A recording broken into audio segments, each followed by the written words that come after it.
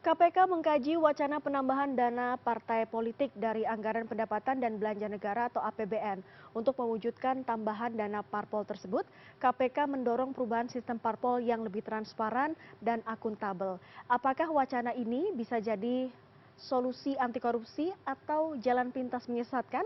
Kita akan bahas sore ini dengan Budi Prasetyo, juru bicara KPK. Saya akan sapa, selamat sore Pak Budi. Selamat sore Pak Budi. Sore. Selamat sore, Mbak Dan Dea, juga Mas Pak Agung. Agung Baskoro, ini Sore, Direktur Eksekutif Trias Politika. Selamat sore Pak Agung. Sore Mbak Dea, Mas Budi semua. Ya, saya akan ke Mas Budi dulu atau Pak Budi dulu. Ini kita tahu ya, meskipun pendapat KPK ini mengenai penambahan dana parpol sudah dari beberapa tahun yang lalu, mengapa KPK kembali mengusulkan saat efisiensi anggaran terjadi? Apakah ada urgensi tertentu yang KPK lihat dari wacana ini? Baik, Mbak Dea, perlu kami sampaikan bahwa betul kajian KPK ini sudah dilakukan beberapa tahun silam dan tahun ini KPK kembali melakukan kajian. Tentu cakupannya juga kemudian diperluas, tidak hanya terkait dengan dana parpol, tapi KPK ingin memotret sebelum, saat, sampai dengan pasca pemilu, sehingga KPK melihat di sini adalah kajian terkait pendanaan politik secara lebih besar lagi, karena KPK ingin melihat potensi-potensi korupsi yang mungkin bisa terjadi ketika sebelum, saat, ataupun setelah pemilu. Harapannya adalah kita bisa menciptakan sistem politik yang lebih efisien, sehingga sebetulnya selaras dengan program pemerintah terkait dengan efisiensi anggaran. Kita tahu ya bahwa biaya politik di Indonesia itu mahal begitu, dan pada tahun 2011 KPK juga pernah mengkaji wacana serupa. Apa perbedaan kajian 2011 dan sekarang 2025, Pak Agung? Iya, kalau saya melihat memang ada problem mendasar ya soal bagaimana partai bisa mandiri, utamanya bisa survive dalam konteks sistem politik kita yang berbiaya tinggi. Jadi bedanya kalau ditanya saat ini memang ada arahan untuk meningkatkan ya jumlah sumbangan atau subsidi dari negara lewat APBN dibanding masa-masa sebelumnya. Tapi yang perlu digarisbawahi di sini, sebelum sumbangan itu ditambah atau ditingkatkan, yang perlu dilakukan oleh partai-partai tersebut, bagaimana mereka bisa memastikan derajat demokratisasi partai itu berjalan. Ambil contoh misalkan bagaimana rekrutmen harus terbuka, transparan, kaderisasi, kemudian soal transparansi keuangan, kemudian yang berikutnya soal kode etik berpartai, dan yang paling utama soal sistem demokrasi di internal partai itu sendiri. Ambil contoh, ya idealnya kalau partai itu benar-benar bisa menjalankan itu semua, harus ada pembatasan soal misalkan masa periode seorang ketua umum. Kalau misalkan di tingkat negara saja presidennya sudah 2 periode, idealnya ketumnya juga harusnya 2 periode dong maksimal. Sehingga demokratisasi itu muncul, walaupun itu bukan jaminan, tapi saya kira itu salah satu itikat baik untuk memastikan derajat demokratisasi partai itu berjalan. Atau seorang anggota dewan misalkan, ya jangan sampai berperiode-periode, ya maksimal 2 periode juga anggota dewan. Kalau misalkan dia sudah misalkan di kabupaten, naik nanti provinsi 2 periode lagi baru DPR. Jangan sampai orangnya sama semua sampai misalkan lebih dari 2 periode, itu kan nggak sehat. Sehingga kaderisasinya berjalan percuma, sia-sia semacam itu. Nah, hal-hal semacam itu saya kira juga penting diperhatikan ketika ada arahan wacana meningkatkan ya sumbangan dari negara. Dan saya lebih cenderung ke arah sana supaya ya kita bisa fokus mengawal partai ini menjadi sendi-sendi utama demokrasi kita, ketimbang ada arahan menjadikan partai punya badan usaha, Mbak Dea, seperti itu sebagai pengantar. Saya ke Pak Budi. Pak Budi, seperti pertanyaan awal saya tadi, KPK sebenarnya 2011 sudah punya kajian, di 2025 sedang melakukan kajian lagi. Apakah ada penambahan dalam kajian tersebut? Pak Budi? Baik, saya akan ke Pak Budi, bisa dinyalakan kameranya? Ya, mohon maaf nih Mbak Dia, sepertinya ada kendala teknis untuk kamera, namun kami dapat sampaikan bahwa kajian untuk kali ini lebih luas cakupannya, kajian kali ini lebih luas cakupannya, Mbak Dea. Tidak hanya menyoal dana bantuan politik, tapi juga melihat secara lebih komprehensif potensi-potensi korupsi sebelum, saat, dan setelah pemilu. Oleh karena itu KPK tidak hanya mendiskusikan atau menggali informasi dari partai politik peserta pemilu, tapi juga KPK belanja informasi dari KPU, Bawaslu, DKPP, dan tentunya juga nanti KPK juga akan berdiskusi dengan DCA, Direktorat Jenderal Anggaran di Kementerian Keuangan. Tentunya itu kaitannya dengan pembiayaannya seperti apa. Begitu, Pak Dea. Kalau kita lihat di PP-nya, ini kita lihat PP nomor 1 tahun 2018, kita tahu besaran angkanya ya, Pak Budi ya. Ini angkanya mulai dari Rp1.000 hingga Rp1.500 per orang untuk dana bantuan partai politik. Kalau dari kajian KPK, apakah besaran rupiah atau besaran dana Rp1.000 sampai Rp1.500 per orang ini memang masih relevan atau memang ini sangat kecil? Ya, kalau dari keterangan yang disampaikan teman-teman di partai politik, tentu angka itu masih cukup kecil untuk menopang operasional partai. Sehingga dengan gap antara dana dari APBN atau APBD dengan operasional yang dibutuhkan menjadi lebih tinggi. Sehingga peluang untuk mencari dana dari luar APBN itu juga kemudian menjadi membesar. Namun yang terpenting adalah bagaimana kita menjaga agar ketika mencari pendanaan itu tetap dilakukan secara legal. Nah, ini yang kemudian menjadi problem di kita. Banyak cara-cara yang kemudian ilegal yang dilakukan untuk mencari sumber-sumber dana dalam partai politik tersebut. Dan lebih problematik lagi ketika pengelolaan dana partai itu tidak dilakukan secara transparan dan akuntabel, sehingga kadernya sendiri pun bisa jadi tidak bisa melihat bagaimana pengelolaan di partainya. Nah, tentunya ini menjadi permasalahan yang terus kita dorong bagaimana kemudian partai politik konsisten menerapkan sistem integritas partainya dari pengelolaan keuangannya, termasuk juga soal kaderisasi yang tadi disebut oleh Pak Agung, sehingga partai juga bisa melakukan regenerasi, melakukan penciptaan kader-kader yang tidak hanya kompeten tapi juga berintegritas.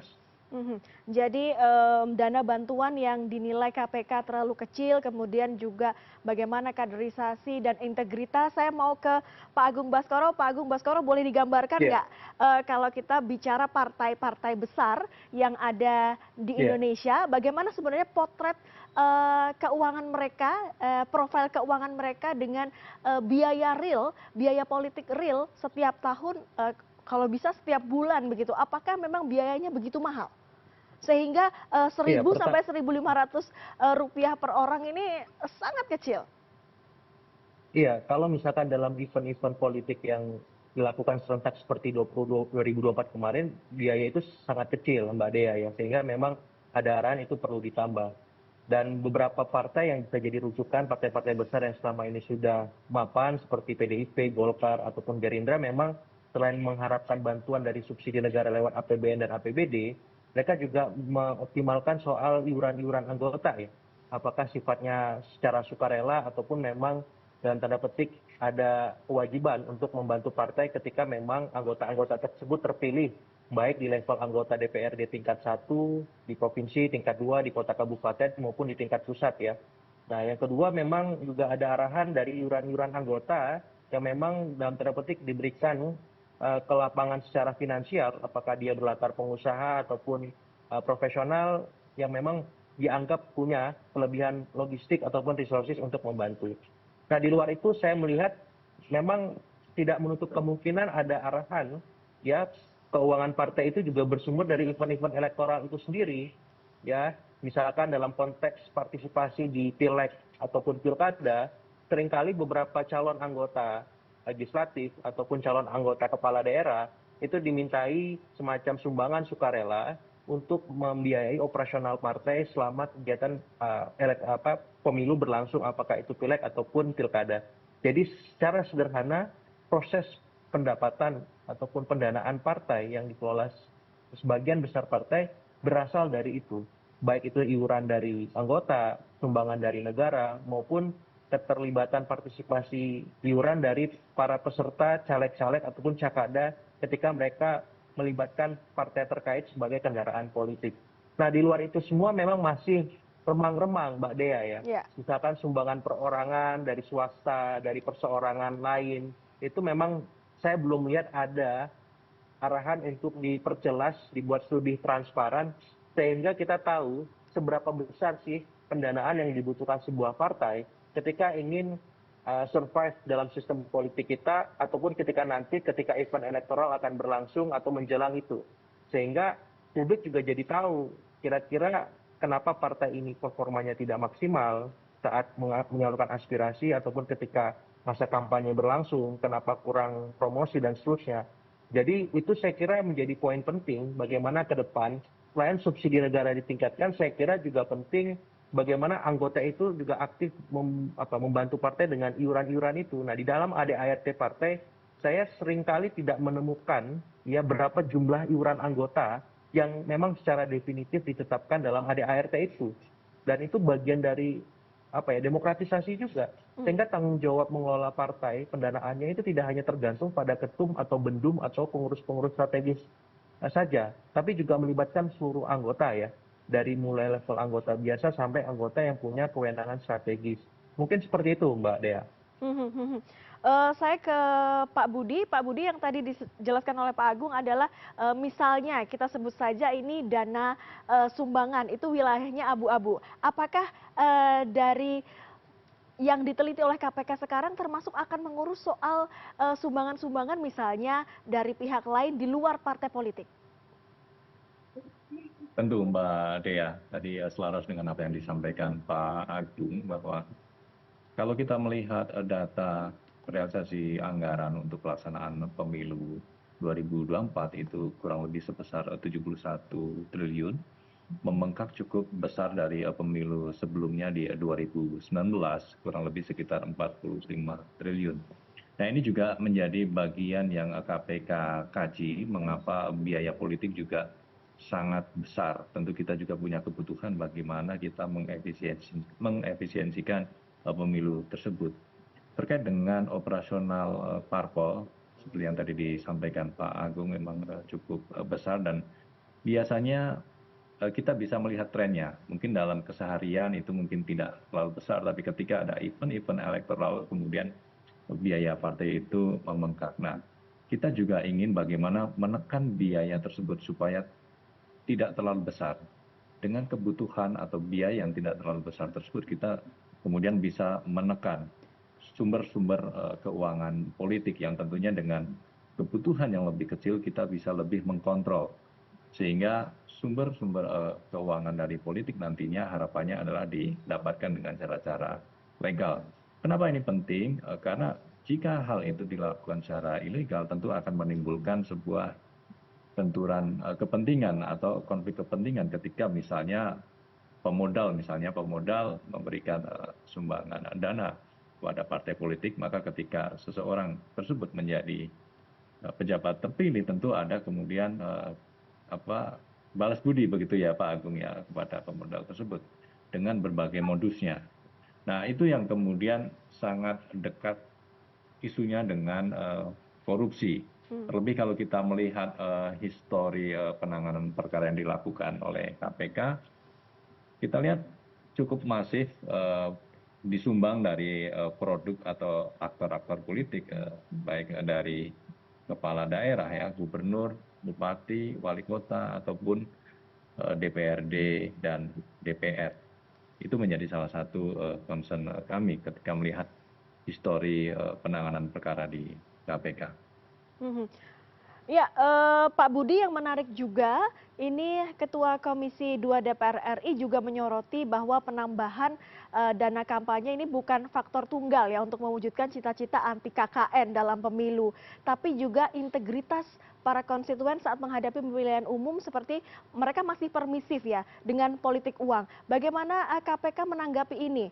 Jika ke partai politik akan melakukan tadi kajian-kajian, bagaimana dengan konstituen yang dianggap oleh sebagian orang juga masih permisif dengan politik uang, masih terima uang juga untuk nyoblos calon tertentu begitu? Ya, tentu Mbak Dea. Bicara soal pemilu atau kontestasi elektoral, setidaknya ada 3 pihak ya. Yang pertama penyelenggara, di sana ada KPU, Bawaslu, kemudian peserta pemilu yaitu para kader dan juga partai politik, dan yang ketiga adalah masyarakat sebagai pihak pemilih. Tentu 3 ekosistem ini juga penting untuk kita kawal, kita intervensi bagaimana kemudian bisa menjadi sebuah ekosistem besar yang betul-betul punya komitmen untuk menciptakan atau menyelenggarakan pemilu yang berintegritas. KPK sendiri telah melakukan beberapa upaya terhadap KPU, Bawaslu, kemudian kita melakukan intervensi-intervensi terkait integritas para petugas, kemudian kepada kader dan juga partai melalui pendekatan pendidikan anti korupsi. KPK juga secara konsisten punya program kita sebut politik cerdas berintegritas, Mbak Dea. Ya. Dan di tahun lalu KPK juga mengundang calon presiden dan wakil presiden saat itu untuk kemudian berkomitmen terkait dengan upaya-upaya pemberantasan korupsi ke depan ketika yang bersangkutan terpilih. Kemudian bagi masyarakatnya sendiri, KPK juga secara intens melakukan pendekatan pendidikan dan peran serta masyarakat, karena memang ekosistemnya sangat luas, maka pendekatan-pendekatan sosialisasi itu yang kita lakukan. Tentu ini tidak bisa KPK lakukan sendiri, sehingga KPK juga menggandeng banyak pihak. Tentu Pak Agung dan kawan-kawan yang lain juga punya concern, punya semangat yang sama bagaimana kita ingin menciptakan sebuah ekosistem elektoral di Indonesia menjadi lebih berkualitas, bersih, dan berintegritas. Kenapa itu penting? Karena kita juga ingin menghasilkan para pemimpin-pemimpin yang tidak hanya kompeten, tapi juga berintegritas. Ya, itu harapan dari pemerintah dan juga pastinya masyarakat ya. Terakhir saya mau ke Pak Agung Baskoro. Pak Agung, Ya. ini salah satu negara yang disebut-sebut dalam konteks permasalahan ini atau wacana ini adalah Jerman. Karena dijadikan contoh begitu ya, salah satu negara yang bisa menjadi contoh negara yang memberikan subsidi yang cukup besar kepada partai politik. Terakhir Pak Agung, seperti apa pandangan Anda soal wacana yang sudah dikeluarkan oleh KPK, dan sepertinya pemerintah ini juga memang dari awal menginginkan bahwa kayaknya emang subsidi untuk partai politik harus lebih besar agar tidak ada korupsi. Iya, Saat itu Presiden Prabowo bicara seperti itu. Iya, saya setuju kalau memang itu semua nanti disubsidi oleh negara lewat APBN. Tapi yang paling utama sebenarnya kita harus mendorong reformasi di internal kepartaian itu sendiri. Dalam artian kalau partai-partai bersedia menerima dana besar dari negara, dia harus juga bersedia direformasi dari dalam. Ya tadi, derajat demokratisasi partai itu harus dipastikan berlangsung dulu, baru boleh dia menerima bantuan besar tadi. Kalau dia tidak melakukan itu, saya kira nanti dulu bahasan soal pemberian dana itu. Karena kita sama saja memelihara masalah dan tidak akan menyelesaikan itu semua gitu. Karena problem masalahnya kan di internal partai itu sendiri ya.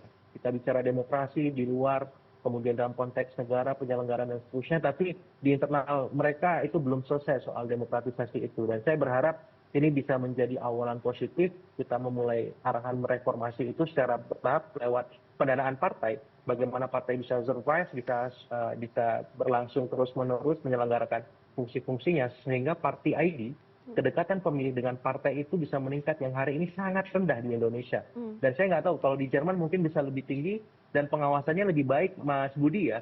Jadi pemberian dana jor-joran itu mungkin dilakukan, tapi kalau di Indonesia langsung diberikan tanpa ada syarat dan ketentuan berlaku, saya kira itu menjadi bumerang yang khawatirnya mengembalikan masalah-masalah yang selama ini laten kita hadapi soal korupsi, kolusi, dan nepotisme di partai politik kita seperti itu. Baik, menurut Pak Agung, memang harus ada reformasi dalam partai politik, kemudian juga engagement antara pemilih dengan partai politik juga harus baik, baru setelah itu berpikir untuk menaikkan jumlah subsidi dana bantuan ke partai politik. Terima kasih para narasumber, Pak Budi Prasetyo, juru Sama-sama Mbak bicara Dea, KPK, Mas Budi. dan Terima kasih juga Mbak Pak Dea. Agung Pak Baskoro, Agung, terima Direktur kasih. Eksekutif Trias Politika, sudah bergabung bersama kami di CNN Indonesia Newsroom.